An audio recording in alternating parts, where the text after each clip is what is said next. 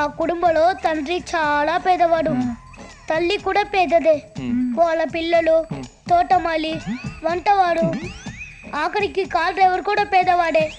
పాపం వాళ్ళు తినడానికి చికెన్ బిర్యానీ కూడా దొరక్క ఆకలితో ఏసీ కార్లో వెళ్తుండగా పందేదవా 20 మంది పనోళ్ళు ఏసీ కార్లు ఉన్నోళ్ళు పేదోళ్ళ.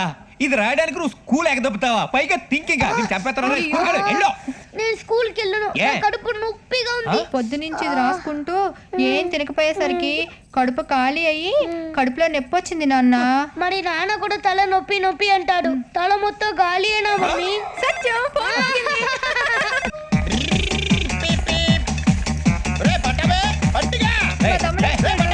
ఏంటి పట్టాబెక్కడా? తమ్ముడు ఎలా ఉన్నారా? మన పెద్దగది బాగుందా? ఆ చచ్చిపోయిందిలే గానీ పట్టాబి ఎక్కడాక నాన్న పట్టాబి మావయ్య